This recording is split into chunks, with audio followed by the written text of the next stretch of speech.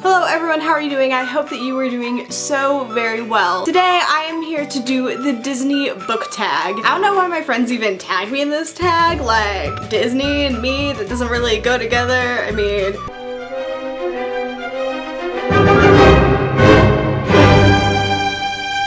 just kidding, you guys know me. I love Disney. I woke up this morning and I decided to wear my Ariel sweater and my Ariel watch and my Belle earrings, and then I was like, well, I guess I should do the Disney tag now that I'm wearing all this stuff. This tag was created by Kat over at Catty-tastic, and I was tagged by Jessie at Jessie the Reader and Christine at Poland Bananas Books. Thanks guys for tagging me because you know I love that Disney. Christine added a few questions to the tag and I am including those in my tag because everyone loves more questions.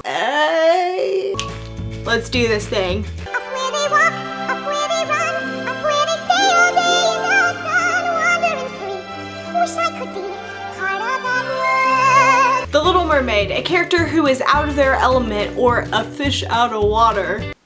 For this one I have chosen Ava Lavender from The Strange and Beautiful Sorrows of Ava Lavender. If you don't know anything about this book, Ava Lavender has wings. Ava doesn't really fit in with the world around her at all, so she is essentially a fish out of water her entire life. When she goes out into the real world, it's like, what? You have wings. What is life? Who are you? And I also just thought it would be funny to put someone with feathers in the fish out of water category, so Ava Lavender. A dream is a wish your heart makes when you're fast asleep. Cinderella, a character who goes through a major transformation. For this one I've chosen Vin from the Mistborn trilogy. Vin in book 1 is very shy, she doesn't really trust anyone, she's always looking for the bad side of people, and in book 3 she has completely changed from that and is just a really great character. She goes through so much change and I love her so much.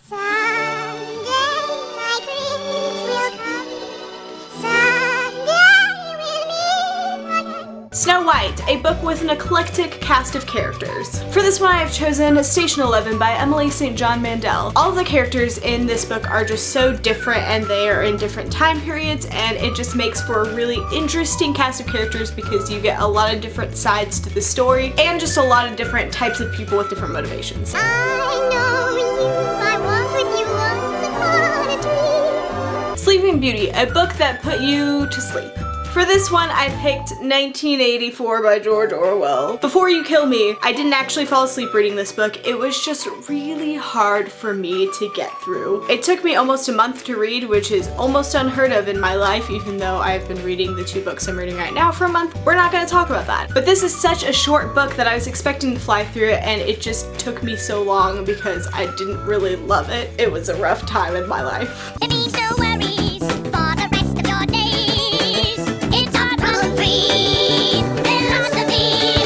Hakuna Matata. The Lion King, a character who had something traumatic happen to them in childhood. Like a lot of people have said, you could pick any person from any YA dystopian book, but I decided to go a different route and I picked Liesel from The Book Thief. I'm not gonna actually say what happens to her, but if you have read The Book Thief or if you know the basic plot of it, she has a very, very traumatic childhood. I definitely would not want to be in her shoes. Beauty and the Beast, a beast of a book that you were intimidated by but found the story to be beautiful. For this one I have chosen The Count of Monte Cristo by Alexandre Dumas. Pronunciations. I read this book in school and we read the abridged version, which is about 500 pages less than the unabridged version, and I was like, this book is giant. but I loved this book. It was probably my favorite book I read in high school, hands down. But this book is a massive book. It's a beast of a book. I will find my way. I can go the distance. I'll be there someday.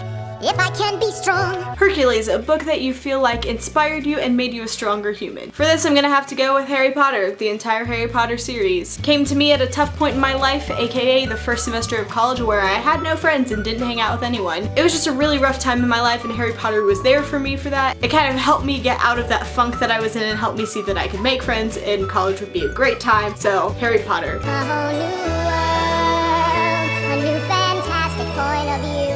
No one to tell us no, or where to go, or say we're only dreaming. Aladdin, a character who gets their wish granted for better or for worse. For this one I picked Alina from Shadow and Bone. At the very start of this book, she kind of has a wish or a desire to save someone, and that results in a lot of things that she didn't expect would happen to her. It's not exactly a wish, but it was a desire. It works. Let's get down to business.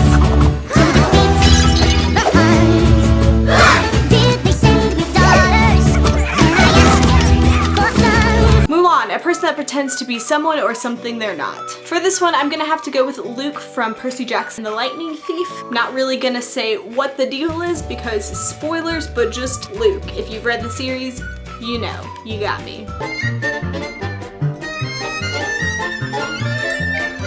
Up, a book that when you first looked at the title and the cover, you had no idea what it was about. For this one, I'm gonna go with the Raven Boys, and I know everyone's like, why the Raven Boys? Well, let me tell you a funny story. For some reason, I had no idea what the Raven Boys was about, even though everyone had told me how much they loved it. They just really talked about the writing, and I thought it was a dystopian book.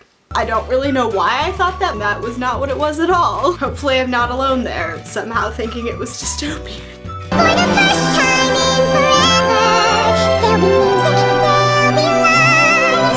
For the first time in forever, I'll be dancing through the night. Frozen, a pair of book siblings that you love. For this one, I'm gonna go with Cassie and Sam from The Fifth Wave by Rick Yancey. We're just gonna all pretend like the Infinite Sea didn't happen, and this is the only book in the series so far. Cassie and Sam in this book are super cute, and Cassie's just trying to save her brother, and it's like, the feelings, all of the feelings, all the time. Which is me reading like every book ever. I have a lot of feelings, okay? When the road looks rough ahead and you're miles and miles from your nice warm bed, you just remember what your old past said. Boy, you got a friend in me.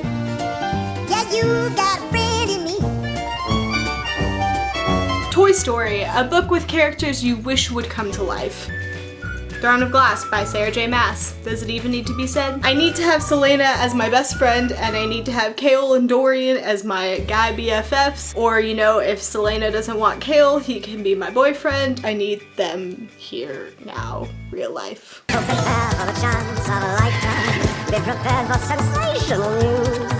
A shiny new era is tiptoeing nearer.